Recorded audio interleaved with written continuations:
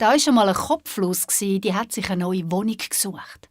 Sie ist von Kopf zu Kopf zu Kopf zu Kopf gumpet, bis sie auf einem Kopf gelandet ist von einem Mann, der dicke, schwarze Haare hatte. Und wo sie das erste Mal auf dem Haarboden zugebissen hat, hat sie das Blut geschmeckt. Und das Blut war so fein. Sie hat getrunken und getrunken und getrunken. Und es war so gut, dass sie gewusst hat, da will sie bleiben. Sie hat es ihrer besten Freundin erzählt.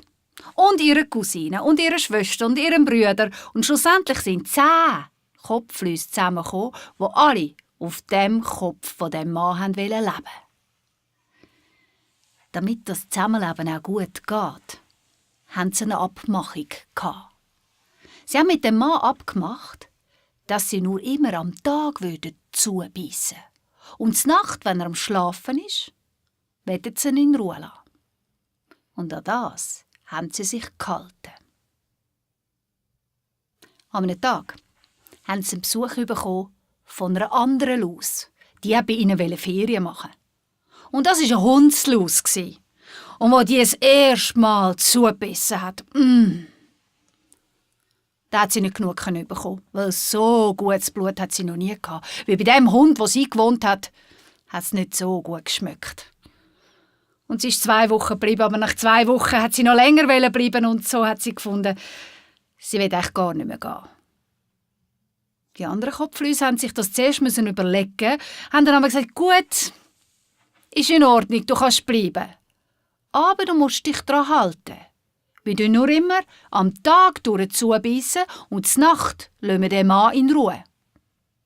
Die Hundslaus hat es versprochen, weil sie nicht mehr zurück wollte. Aber die Hundslaus, die hat immer ein bisschen mehr getrunken. Und mit der Zeit ist sie immer dicker geworden. Und immer dicker. Und wenn man immer dicker wird, kommt man mit der Zeit auch immer mehr Hunger über. Und einmal in der Nacht ist sie verwacht. Und sie hat so grossen Hunger gehabt, sie hat nicht mehr gewartet bis im Morgen.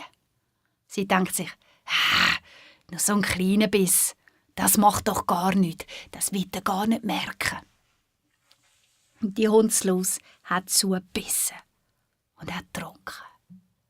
Und der Mann ist verwacht. Und was macht er? Er schlägt sich gerade auf den Kopf. Und in dem Moment sind alle 10 Kopflüsse auf der Stelle tot gsi. Nur die verfressene Hundslaus, die hat gar davon. Und sie ist gumpet und gumpet und gumpet und gumpet und gumpet. Und irgendwann hat sie einen neuen Kopf gefunden. Und wer weiss, vielleicht ist es einer von euch.